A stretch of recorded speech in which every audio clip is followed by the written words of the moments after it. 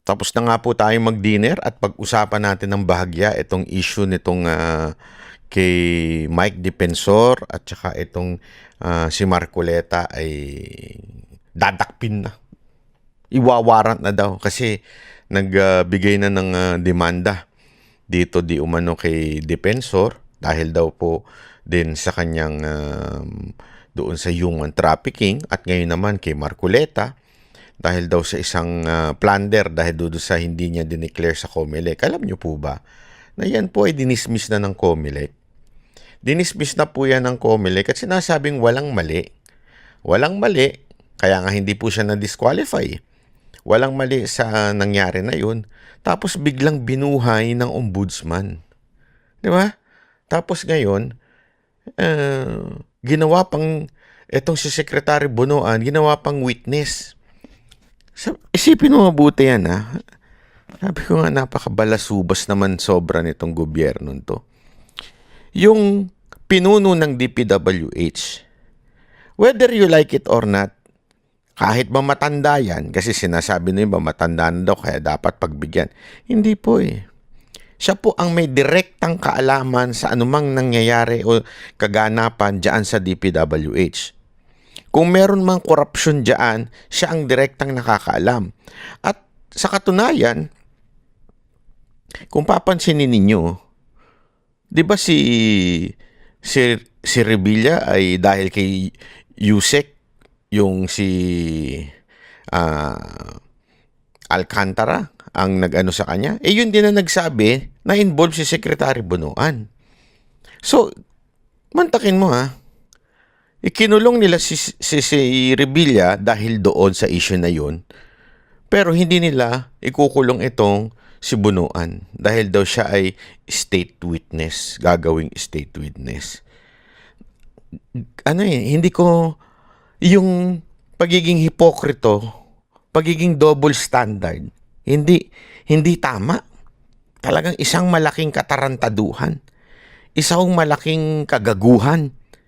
Imagine niyo, yung taong, halimbawa, tinuro ni Juan, si Pedro, bilang involved sa korupsyon. Si Pedro, kinulong. Etong si Juan, tinuro naman si Pablo. Si Pablo, hindi kinulong. Pero etong isa, ang ginamit nilang basihan, etong si Juan. Imaginin mo, umokay sila dito sa sinabi nito kay Pedro, pero hindi kay Pablo o kung sino mang tinuturo niya. Anong katarantaduhan yun? Double standard. Di ba? Ngayon, gagamitin naman nila yung plunder naman kay Marcoleta. Ito dahil during the campaign, may nagbigay sa kanya at hindi daw niya sinabi. Ang sabi naman ng COMELEC, walang problema. Remember, this is a campaign matter. Ito'y panahon ng kampanya. Dapat ito, may hawak nito talaga, COMELEC. Pero, dinismiss ng COMELEC. Pero bakit? Itong ombudsman, gagawing plunder. Paano nangyaring plunder yun? During the campaign yun, anak ng napakalabo talaga, oo. Pero, sige lang. Ako, para sa akin, sige lang. Ikulong ninyo si Marcoleta. Tingnan ko kung palalagpasin niya ng iglesia. Pero tayo, sabi ko nga sa inyo, noon pa Noong panahon ni Pastor Kibuloy, doon sa KOJC. Di ba paulit-ulit na sinasabi ng Baneteros? Marami sa inyo ang hindi nagising. Tipong sabi nyo, wala siguro yan. Baka siguro talagang may kasalanan si Kibuloy. Lagi nyo sinasabi yan di ba? Para bagang ganyan na sinasabi ninyo. Pero paulit-ulit namin sinasabi, si Pastor Kibuloy ang pinakamatinding alay ni Pangulong Duterte. Kung kayo ay maka-Duterte at hindi kayo maka-Pastor Kibuloy, isa lang ibig sabihin nun. Naiinggit kayo sa samahan nila. Totoo yan. Marami po kasi ang naiinggit sa samahan ni Pastor Kibuloy at saka ni Pangulong Duterte. Kasi hindi nila matanggap bakit close. Kasi sobrang close talaga ni PRRD kay Pastor Kibuloy. Sobrang close. Alam niyo kung bakit? Matagal na po kasi silang magkasama. Mayor pa lang po si Pangulong Duterte, magkasama na po sila. Sa sobrang magkasama po nila, alam na ho nila yung isa't isa. Yung loyalty at yung kung abusado ba itong tao na ito. Alam nyo, matagal na ho si Pastor sa Davao City. Hindi ho na-involve sa kahit na anong proyekto ng Davao City. Hindi humingi ng pabor kay Pangulong Duterte nung mayor pa si Pangulong Duterte. Napaka-diretsyong tao. Sa katunayan, isa nga yan sa nagpabilib sa akin nung mantakin mo ang napapabalitang talagang matinding funder noon, ginamit eroplano, helicopter, bus, ay si Pastor Kibuloy. Pero hindi siya humingi ng posisyon during the Duterte administration. Yun mga hindi nga natin nakikita nung campaign. Biglang kalabit penge sa kay Pangulong Duterte ng posisyon Di ba? Pero si Pastor hindi. At kaya alam din po yan ng Marcos administration. Kaya unang-unang tinarget nila para mapilay, mawala ng iniisip kasi nila kung sinuportaan ni Pastor Kibuloy si PRRD, malamang sa 2028 susuportahan din ni Pastor yan. Totoo naman, susuportahan ni Pastor si VP Sara Duterte. So lahat ng resources ng Kingdom ng KOJC ay isusuporta kay VP Sara Duterte. Kaya as early as pinibilay na kaagad nila. Binuhay nila yung mga, isipin nyo to dismiss cases sa Davao City. Dismiss na po binuhay nila. Dinala pa nila sa Maynila. Bakit? Kasi kaya nilang kontrolin ang hustisya dito sa Metro Manila. Kaya dyan nila dinala yung kaso ni Pastor. Wala kang kwenta Yeah? Wala talagang kwenta.